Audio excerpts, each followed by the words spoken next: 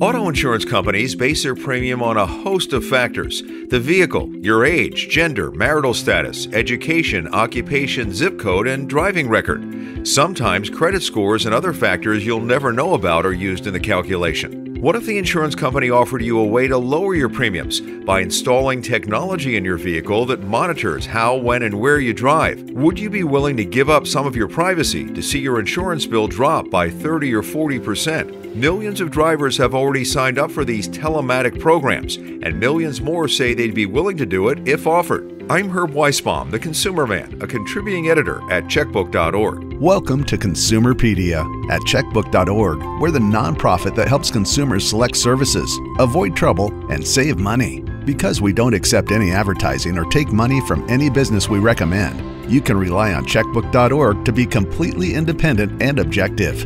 Now, here's the host of Consumerpedia, America's consumer expert, the Consumer Man, Herb Weisbaum. In this episode, we're going to talk about telematic data collection, how it works, how it can get things wrong, and whether you should even consider trading your privacy for lower insurance rates. Our guest is Michael DeLong. He's with the Consumer Federation of America's Campaign for Fair Auto Insurance. He joins us from the nation's capital. Hi there, Michael. Thank you very much. I'm really excited to be here. So let's make sure we understand exactly what telematics is and how it works. Run us through the process. Telematics, also called usage-based insurance, it's insurance policies or programs that insurance companies use to capture data on people's driving behavior, and they use that to calculate your insurance premium. And an insurer, they either plug a device into your car or they put an app on your phone. It collects information about your driving, and then the company uses that information about your driving to calculate your premium. These programs, they were originally based on GPS. Progressive started the first telematics program. They called it Snapshot all the way back in the late 1990s. It gradually grew, and other companies began following suit. And over the past 20 years, all the largest auto insurers have adopted them. And there's a bunch of different kinds of devices that they use. They can use mobile apps. They can use like these Bluetooth assists, which are like these plug-in devices that collect driving information and send it to a smartphone that then analyzes it. They can include various devices, and more of these new cars are being sold with these devices installed, even if consumers decide not to use them. And the data collected allows insurers to get more information about someone's driving behavior and their habits. Theoretically, this is supposed to benefit consumers and improve pricing, because insurers would ideally use that data to determine how risky someone is to insure and price the premium appropriately. But in practice, there is a lot of concerns both about privacy and what companies do with that information and whether they increase costs for consumers, and that's one of the main things CFA is working on. So what sort of data do these devices, whether installed in the vehicle or there's an app on your phone, what sort of data is the insurance company collecting on you? They collect data on your driving behavior and habits. And first off, a disclaimer, there's a lot of different insurance companies. Most of the largest ones have their own telematics programs, so what follows is a general information. But the kind of information that they usually collect on you is braking, whether you slam on the brakes, the time of day or the time of night that you drive, whether you drive in like the morning, the afternoon, the evening, the dead of night, how much you drive in the form of like miles traveled, acceleration, whether you accelerate quickly or and whether you don't accelerate very much, your speed, how fast you drive, whether you're driving over the speed limit, cornering, which basically means like whether you make sharp turns around corners, how often you make these turns, and phone use, whether you use your phone while driving. Do they also look at where you drive? Yes, at least some of the companies do, and this is an interesting thing that we'll get into later. Some of the companies look at your location where you drive, although they also, most of them claim that they don't use this information to calculate your insurance premium, and they don't sell it to advertisers. But again, there aren't really a lot of safeguards for consumers. Most states don't have good regulation of telematics programs. They don't have specific in-depth either laws or bulletins detailing what they need to do to protect consumers. So there's all sorts of possibilities for abuse. So if I opt into this program, if my insurance company offers it, I say, yes, I want lower rates, hopefully, based on you tracking how I drive and where I drive, etc. Do they make it clear what factors they're collecting and how that information is scored by their algorithms? It's a bit unclear. There are some behaviors that are almost universally collected. We and Consumer Reports have each looked at the largest insurance companies and their programs, like Allstate, which calls their program DriveWise, Geico's Drive Easy, and we found that most of the insurance companies collected information about hard braking and when you drive. Almost all of them collect data on phone use. Most of them collect data on how much you drive, and a lot of them collect information on your speeding. But there are other behaviors that they look at as well. For example, Geico also looks at the type of road you drive on because they think that impacts your driving as well, whether the road is a good road or a low quality one. They also look at the weather in which you're driving. And on the website, insurance companies usually have these very nice sort of pages about how this program will save you money, and they list some of the factors that go into their programs. Like, for instance, you go to a website and look at a telematics program, and it will say, this program evaluates you based on, say, your braking, how much you drive, and the time of day or night that you drive. But we strongly suspect that the companies are collecting other driving information as well, even if they aren't disclosing this. And when it comes to the actual input of what happens, what weight each sort of driving behavior has, the companies clam up, and there's no transparency at all. They don't make the weight to every factor public. They don't say, like, for instance, about 20% of your premium in this is due to, like, how fast you drive. And there's been some cases where Drive Easy has rated customers on driving smoothness and like how quickly they're going around corners, but they don't elaborate further. And whenever we've tried to get more transparency about the factors that go into telematics programs and how much each factor matters, like on a percentage basis, the companies have pushed back and said that would hurt competition and it would ruin everything, and we don't want to do that. And there's no real-time feedback, is there? If I'm driving along, it doesn't tell me, hey, you're braking too hard or you're starting too fast or anything like that. I don't get any real-time feedback from these things, do I? In some cases, you do. Some of the apps or devices programs do it. For example, Allstate's DriveWise, well, this isn't quite real-time feedback, but they give you feedback after each trip about your driving, and you can also see like how much you use your phone behind the wheel. Farmers, their program is called Signal, and it allows people to review their driving behavior and will sometimes offer suggestions on how to save money. For example, it will suggest that you try to avoid driving during like peak times of the day, like rush hour, or to drive less. And they also have like different time periods as well. Usually each of these programs has like a set period where you drive, and then they start look at your driving behavior and then calculate your premium. For example, Travelers has a program in Teledrive where they collect information on your driving behavior for 90 days before they determine your premium. One of the big points that these companies emphasize is that safe driving is supposed to save you money, but bad driving will cause your premium to go up. So is it possible that if I opt into this program and the algorithm decides that I'm a bad driver, I could wind up paying more than if I just got the normal policy without the telematics? Yes, unfortunately, it's very possible. They have somewhat different valuations of what exactly is bad driving, but they usually look at the following behaviors. Phone use in the car, which is honestly makes quite a bit of sense because that's distracted driving and that increases your likelihood of getting into a crash. Speeding or driving too fast. Hard braking. They think that if you slam on the brakes or brake hard, that you're less likely to be paying attention. Making sharp turns and accelerating really fast.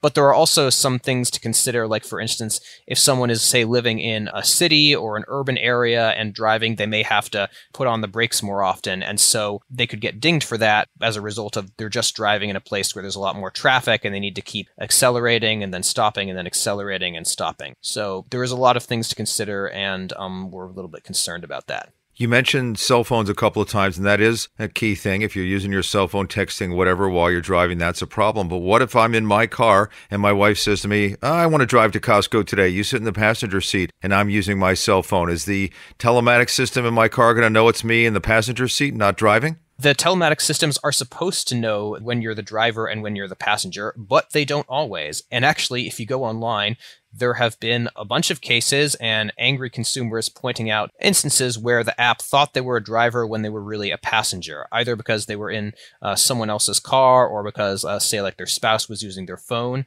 Travelers says, for instance, that its app IntelliDrive does its best to determine whether or not you're the driver of the vehicle. And if you're a passenger and the app records you as a driver, you have 10 days to change that information. USAA, their program is called Safe Pilot, and one of the things that they touted actually online online is that their program is supposedly very good at telling whether you are a driver or a passenger. And it gives you the option to select that after a drive. But they can't always tell whether you're driving your own car, whether you're a passenger, whether you're riding in someone else's car. So they may ding you for sloppy driving that isn't yours.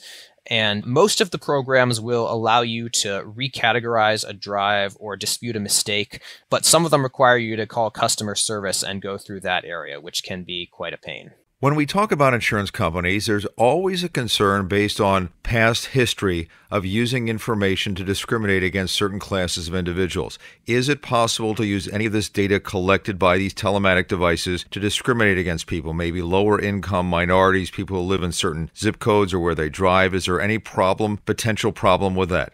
Oh yes, unfortunately. CFA has been working on this for a while. Auto insurers have traditionally used a lot of non-driving related factors to discriminate against people and charge them unfairly high premiums. They include someone's credit history, their education level, their job, their zip code, whether they own a home, and whether they're married, and their gender. And we found that these factors result in people paying a lot more for auto insurance. For example, if someone has a perfect driving record but poor credit, we've done studies in a bunch of states, and we found that oftentimes they wind up paying twice as much for auto insurance compared to someone who has excellent credit. And this holds true even if, like in both cases, the driver has a perfect driving record with no tickets, no crashes, no claims. And one of the supposed benefits of telematics is that it's supposed to move away from those harmful factors that are not really connected to risk and that lead to people paying more. But we think that companies could use telematics along with those factors to unfairly discriminate against people. For example, they could collect information on, say, someone's location and use that to say, oh, this person lives here and they also drive in these certain areas, and so they're a low-income person, and so we're going to discriminate against that. Most of the companies haven't admitted to tracking people's locations, but we think they probably have that data and store with it, and that there need to be protections against its being used. One more example, actually. One of the most commonly used factors that the companies measure is the time of day or the time of night you drive. And at first glance, that sounds quite reasonable, because when you're driving at night, it's dark, people tend to be more sleepy, it's more risky to drive around.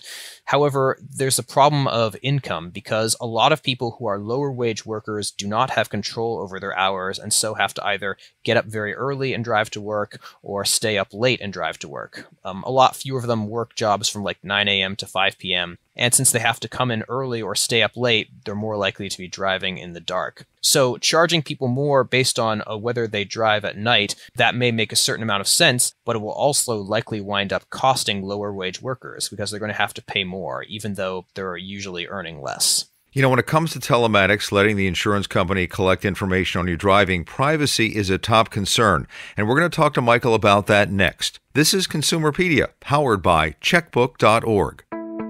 Checkbook has ratings for auto insurance companies in these 7 metro areas: Boston, Chicago, Philadelphia, Seattle, San Francisco, Minneapolis-St. Paul, and Washington, D.C. You'll also find ratings for auto repair shops, auto body shops, and auto glass repair shops. Advice on how to make these purchases are free to everyone at checkbook.org. Ratings of local services are available with a subscription. If you live in one of these 7 areas and haven't joined Checkbook yet, check us out. Get your free 30-day subscription at checkbook.org/consumerpedia. And if you like what you've heard, we hope you'll become a supporter by using the link at the bottom of the show notes to make a small contribution each month. Michael DeLong is with the Consumer Federation of America. Michael, telematics is advertised as a way for safe drivers to save money on their insurance, and that sounds good. But the insurance company can collect all sorts of data about where you drive, when you drive, and that should raise some privacy concerns. Are you concerned about that? Oh yes, we are very, very concerned. Consumer Federation of America, we've been working on this privacy for many, many years. We're worried about what exactly the auto insurers are going to do with all that data and whether they're going to sell it, monetize it, try and use it for advertising. And one of the major problems is that most states don't have specific laws or regulations governing telematics or having any privacy protections. For example, let's take Florida, which we looked at recently. They don't have any specific laws or regulations about telematics. They just have the insurance department and they look at it and they don't have any specific things. There are some states that are a little bit better. For example, New York is somewhat better. They have some guidelines for regulating telematics and protecting consumer privacy. Like they say, companies can't gather any data unrelated to insurance rating or discounts, and they can't use that data to harm policyholders. California has by far the strongest consumer protections. They only allow telematics programs based on someone's mileage, how much they drive.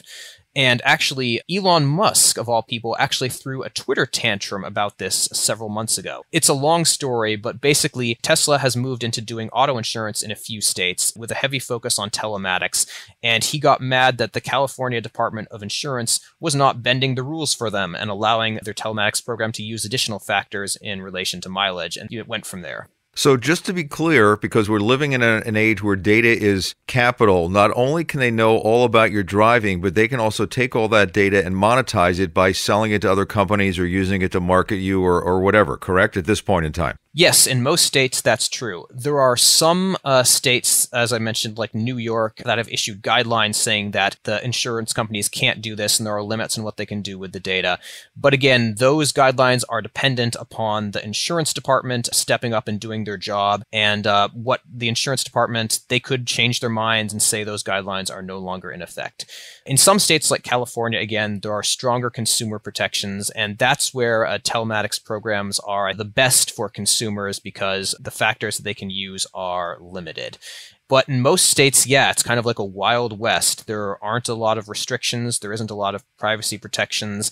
The companies all claim, like they have big disclaimers on their websites saying, we are not going to take your data and sell it. But I don't really trust them, and frankly, neither should you. So what about hackers? Anything digital can be compromised. Are you at all concerned that this device in your car or on your app could be compromised and somehow things bad could happen? Yes, these devices are quite vulnerable to hackers. There aren't a lot of safeguards. There aren't a lot of protections.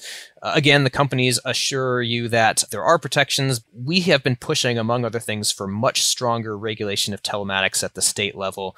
And one of the things that we want is for states to require that there be strong protections against hackers and strong privacy protections for consumer data in these programs. Well, it sounds like telematics is a free-for-all right now that needs to be regulated, and we're going to talk to you about that coming up next. This is Consumerpedia, powered by checkbook.org. Consumerpedia Fast Facts. The average auto insurance policy costs about $148 a month or $1,700 a year. Auto insurance is required in every state except New Hampshire. There are three main types of auto insurance. Liability coverage protects you if you cause damage to others and or their stuff. Collision coverage covers your car if you hit another car, person, or non-moving object like a tree or garage. Comprehensive is optional coverage that protects against damage caused to your vehicle that was not caused by an accident, such as vandalism, windshield damage, fire, or weather. So based on all the concerns we've been discussing, Consumer Federation of America would like to see some rules of the road, so to speak, enacted. And some states, as you mentioned, New York, California, and Washington have already done that. Are you looking for some kind of federal regulation, or are you looking for the states to all agree on something, or where do we go with this, and what are you looking for? Well, insurance is mostly regulated at the state level. You have the 50 state insurance departments plus the District of Columbia Insurance Department. Federal regulation would be good, but realistically, it's probably not going to happen anytime soon.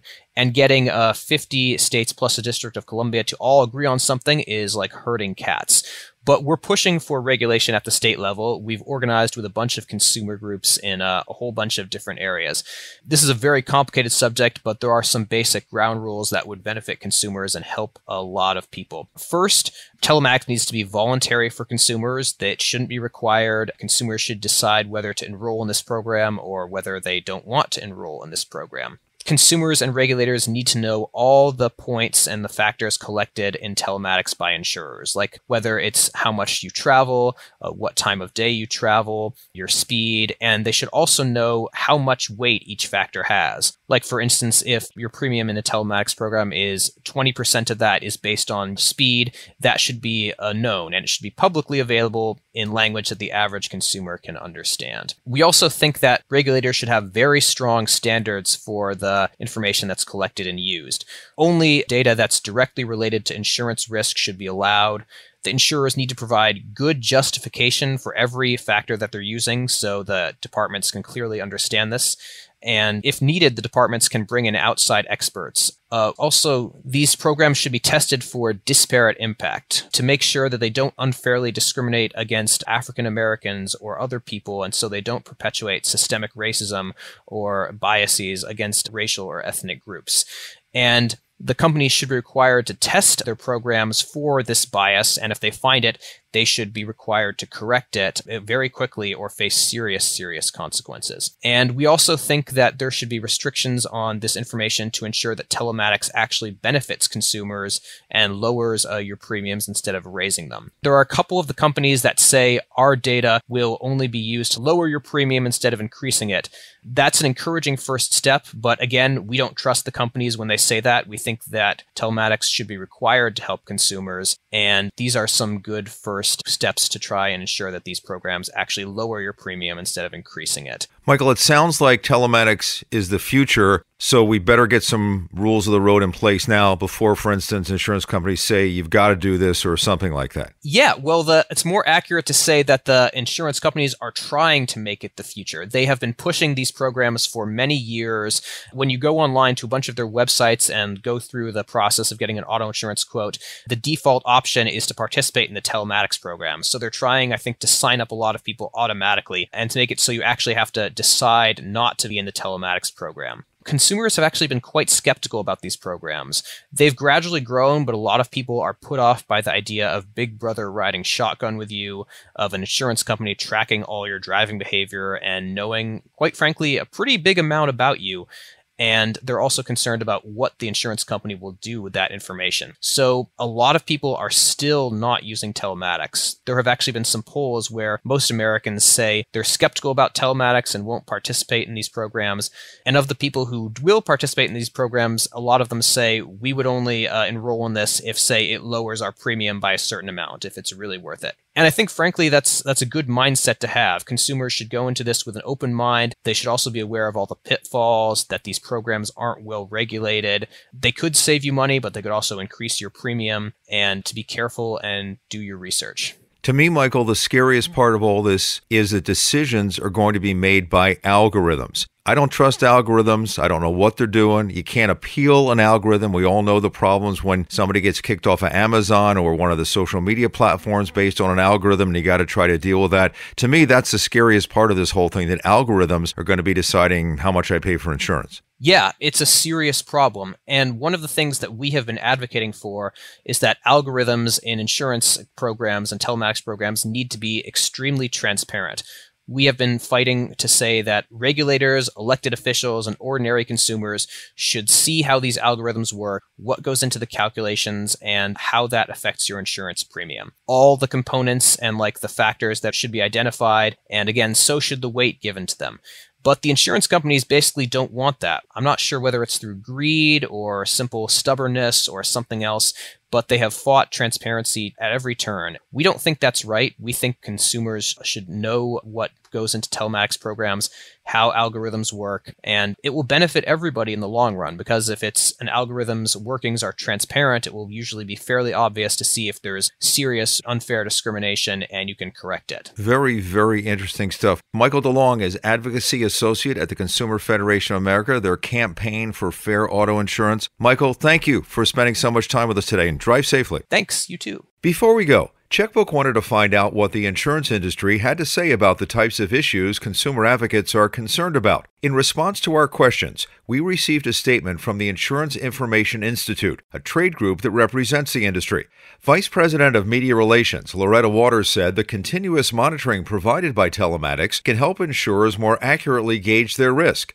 The feedback it provides can help change bad driving habits or encourage good ones, she said. Waters acknowledged that tracking mileage and driver behavior has raised privacy concerns, and as a result, some states have enacted legislation requiring disclosure of tracking practices and devices.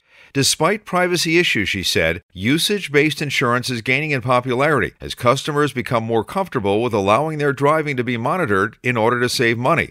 Many insurers are beginning to offer it as an option, she said, and new companies are entering the marketplace. Well, that's it for this episode of Consumerpedia. You can subscribe to us on Apple or Google Podcasts, Spotify, Stitcher, or wherever you listen to your podcasts. That way, you won't miss an episode.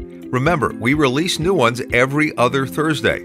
Another way you can support this show is to follow us on Consumerpedia on Facebook and Instagram, and at My Consumerpedia on Twitter. I'm Herb Weisbaum. Thanks for listening. Consumerpedia is a public service of checkbook.org. We're a unique nonprofit that helps you save money and make smarter choices. You can count on Checkbook to help you find the best services and avoid the worst, with local ratings that are accurate and unbiased. If you live in or around these 7 cities and haven't joined Checkbook yet, check us out.